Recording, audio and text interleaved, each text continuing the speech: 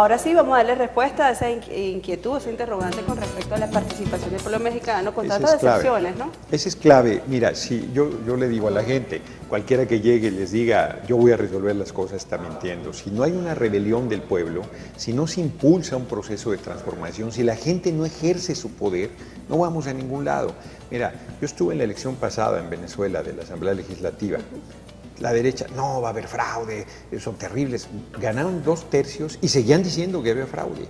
Estos son unos desvergonzados, porque es evidente que el sistema de ustedes es un sistema muy sólido electoralmente hablando. Venían de una cultura del fraude, ¿no? Venían de una cultura de la manipulación del voto, y con Chávez se llegó a todo ese proceso, con él encabezando el gobierno, de generar un órgano autónomo electoral y todos los procedimientos que ustedes conocen. No se los voy a platicar yo, pues ustedes los utilizan cada vez.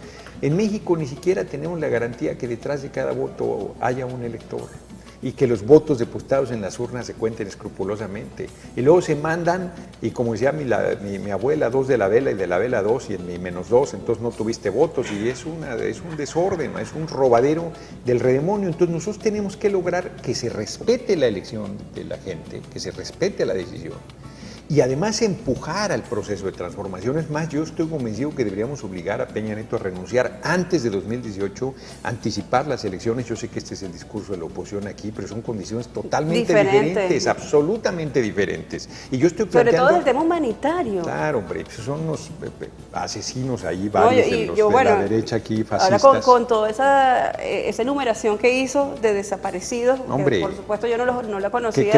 Que pasara algo aquí en Venezuela, imagínate. No, o sea, no se la acabarían, hombre. Por eso yo digo, ¿cómo es posible que a nosotros se nos diga que aquí hay una violación de derechos humanos, una crisis humanitaria para tratar de buscar escenarios para hacer una intervención? Como 30,000 desaparecidos.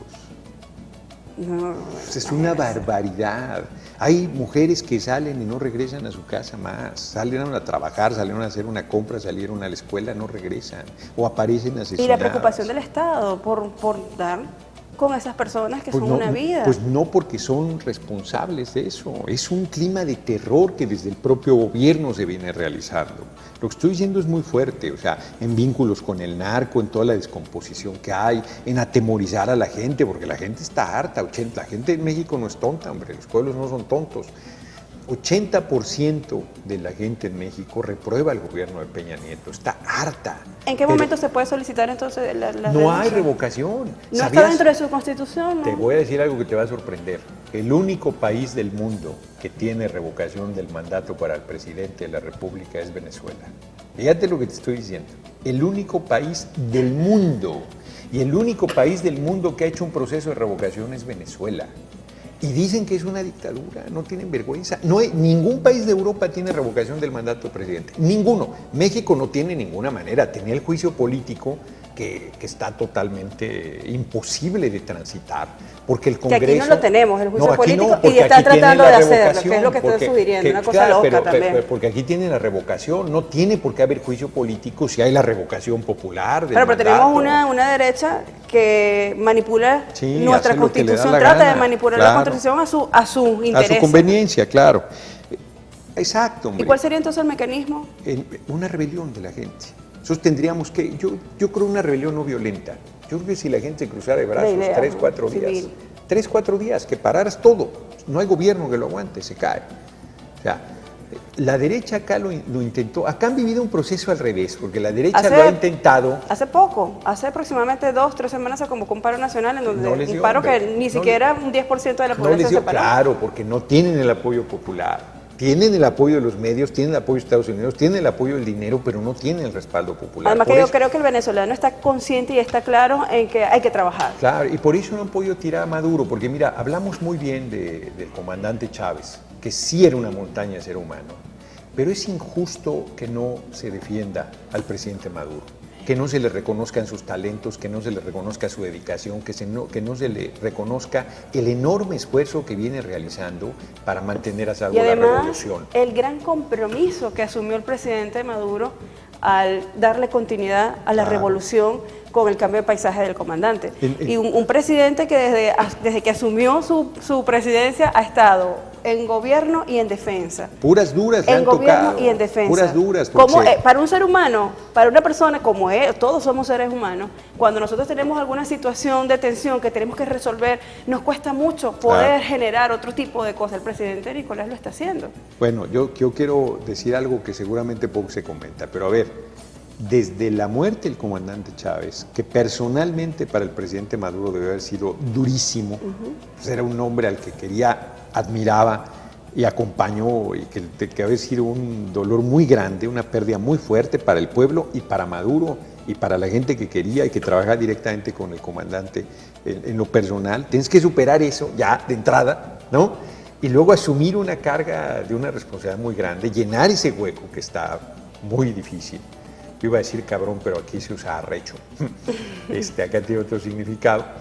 Y luego se cae el precio del barril de petróleo porque Arabia Saudita rompe los acuerdos de la OPEP y se pone al servicio de Estados Unidos. Y luego la presión de los medios, y luego el bloqueo económico y el ataque a la moneda y la especulación. De esa potencia para dañar a todo el proceso venezolano. Y el ocultamiento de los alimentos y de los productos necesarios y tal y tal y tal. Bueno, yo, francamente, yo pensé que lo iban a lograr tirar. Y todo indica que ya no pudieron. Yo le decía ayer a un compañero, a ver, si la oposición tuviera la fuerza para tirar a Maduro, no se sentaría a una mesa de diálogo, lo tiraría.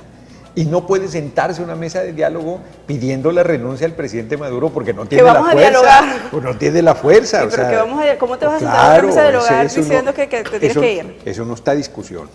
Eso no está a discusión. Otra cosa porque bueno, ya nos queda poco tiempo y quisiera también, por esos conocimientos y experiencia que usted nos ha demostrado en el día de hoy, hacer como una comparación. Nosotros nos comentan mucho el tema del golpe en Chile con Allende, y yo tuve la oportunidad de conversar hace unos meses con una persona que vivió todo el proceso chileno, y él me decía que la diferencia con lo que está sucediendo en nuestro país, la diferencia es el pueblo.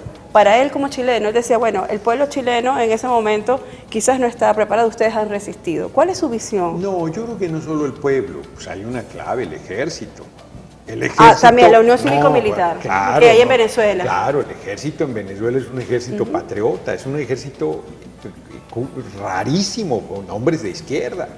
Entonces eso no se da prácticamente en ningún lugar del mundo. Tenemos muchas características Sí, particulares. bueno, el hecho de que otra vez el comandante Chávez, yo no conozco otro caso en la historia de un presidente que haya remontado un golpe de Estado.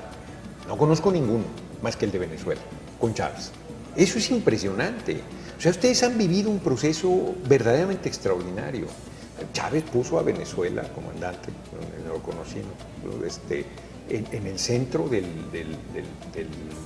mundo, a los ojos del mundo, e inició una irradiación hacia todo Sudamérica, Bolivia, no se entiende, Ecuador, Brasil mismo, con sus propias dinámicas, pero no se entiende sin la importancia del ascenso de Chávez y de toda la política bolivariana y de todo el planteamiento y del proyecto y de plantarse contra el neoliberalismo y decir aquí vamos a construir una patria socialista.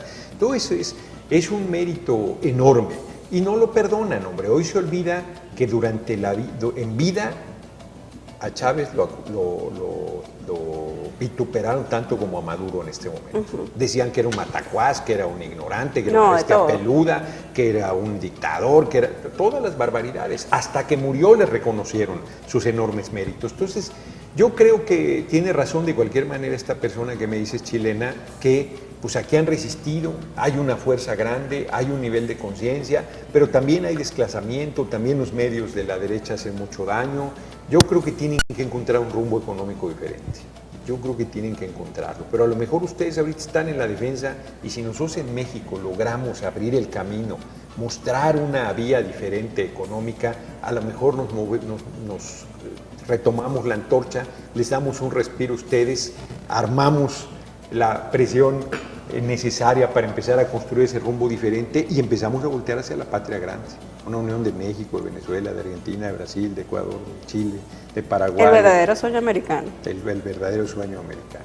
realmente. Muchísimas gracias por habernos acompañado. Nos queda ya estos últimos minutos. Yo quisiera dejárselo para hacer primero la invitación. Sé que tienen una actividad esta tarde en el Teatro Armonía. 2 de la tarde. Que es parte del objetivo de esta visita. Sí. Y bueno, hacer esa evaluación de ese día a día venezolano, un día a día en donde hay una realidad muy distinta de la que se muestra en esa mediática internacional.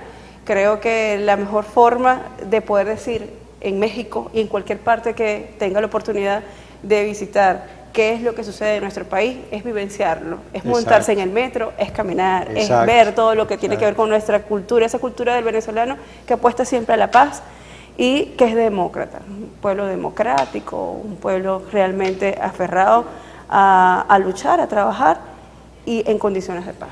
Pues sí. No tendría mucho más que añadir, efectivamente a las 2 en el Teatro Armonía ahí vamos a estar. No sé si va a estar tan buena la plática como la tuve contigo, porque tus comentarios, tus preguntas me han ayudado a puntualizar una serie de cosas que luego a veces en las intervenciones se quedan en el tintero, pero ahí platicaremos de esto, platicaremos con algún más detalle de lo del triunfo de Donald Trump, qué implicaciones tiene, vamos a llevar nuestro libro. Acá no lo andamos vendiendo porque con esto el cambio de moneda pues es una locura, vale $6, pero con eso el cambio de moneda y con las dificultades diversas, ahí veremos cómo hacemos, si lo rifamos o qué hacemos, pero ahí llevamos un paquetito de libros para la gente. Que vean la realidad mexicana. Este libro cuenta no solo el caso de corrupción, sino cómo yo, presionando para que el gobierno se deshiciera de esa casa, logré la libertad de 11 presos políticos y luego comparto... 11 presos políticos. 11. Bueno, vamos a aprovechar en también ese momento, rápidamente porque tiene la experiencia también en este tema. Y en Venezuela se habla de que aquí hay presos políticos. No tienen vergüenza por eso. La diferencia, para clarificarlo. La diferencia es absoluta. Leopoldo López es un asesino. Y en México te inventan delitos y te meten a la cárcel por pensar diferente. Por pensar diferente. Claro, por pensar diferente. No hay en ningún momento una acción delincuencial. Ni una sola.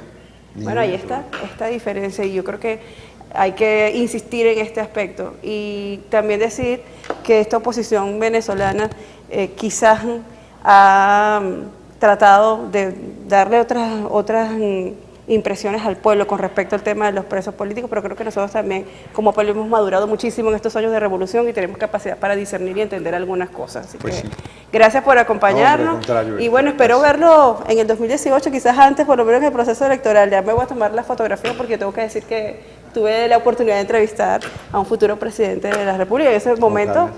Presidente, si Dios quiere. Que tengas boca de profeta. Yo Definitivamente. Como soy ateo, si el pueblo quiere.